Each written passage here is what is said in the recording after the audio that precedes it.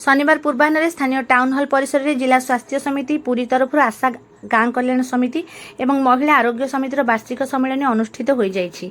एथिरे मुख्य अतिथि भाव शरद चंद्र बेहेरा अतिरिक्त जिलापाल जोग देइथिबा बेले डाक्टर अक्षय कुमार शतपथी मुख्य चिकित्सा और जनस्वास्थ्य अधिकारी प्रमुख एथिरे सभापतित्व करथिले। एथिरे अन्य मानक मध्यरे अतिथि भाव में तनुप्रभा बेउरा जिला समाज कल्याण अधिकारी पुरी एवं प्रदीप्त कुमार सेनापति अतिरिक्त जिला सूचना और लोकसंपर्क अधिकारी जोग देइथिले। स्वास्थ्य विभाग तरफ जिलार समस्त एडीपीएच एवं जिला जनस्वास्थ्य अधिकारी माने उपस्थित थिले। श्यामसुंदर त्रिपाठी जिला प्रकल्प परिचालक जातीय स्वास्थ्य मिशन अतिथि मानक परिचय कराइबा सहित तांको संबर्धित करथिले।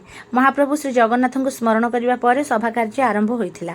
अशोक कुमार साहू आशा संयोजक एही सम्मेलन उद्देश्य विस्तृत भाव उल्लेख करथिले।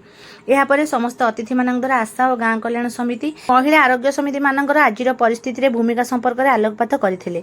शरद चंद्र बेहेरा अतिरिक्त जिलापाल उभय ग्रामांचल और सहरांचल स्वास्थ्य सेवा को लोकों पाखरे पहुंचाइबा पई आशाकर्मी मानक भूमिका अत्यंत प्रशंसनीय बोली कहिथिले।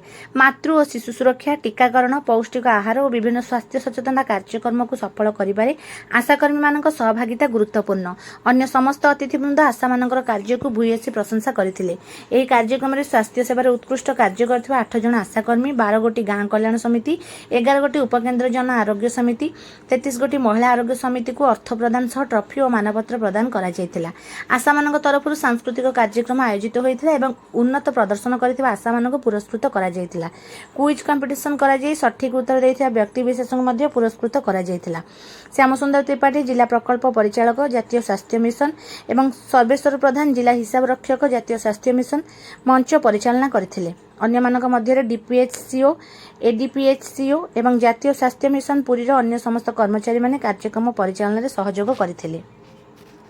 जो पुरी जिला स्तरीय जो आशाकर्मी गाँ कल्याण समिति महिला आरोग्य समितिर आज जो जिला स्तरीय ये समारोह होती समस्त पुरी जिलार समस्त आशाकर्मी तथा अन्य मेम्बर मैंने सब उपस्थित रही जो समारोह आज आम जो आशाकर्मी मान जो समाज प्रति जो अवदान अच्छी जहाँ मैंने कर्तव्य निभाऊँच गाँ स्तर में मैंने स्वास्थ्य प्रति तथा परिमल आउ पुष्टिकर खाद्य भितर सचेतन करूँ शिशु मानकर तथा गर्भवती महिला मानकर जत्न रोचे से सरकारी डाक्तखाना पानी प्रसव कराइबा तथा छोट शिशुर माने जो टीकाकरण करवा आदि सबुथ जो मुख्य भूमिका ग्रहण कर आज से आज ये सम्मानित कराई विभिन्न जो माने श्रेष्ठ कल्याण समिति तथा श्रेष्ठ आशाकर्मी से पुरस्कृत कर।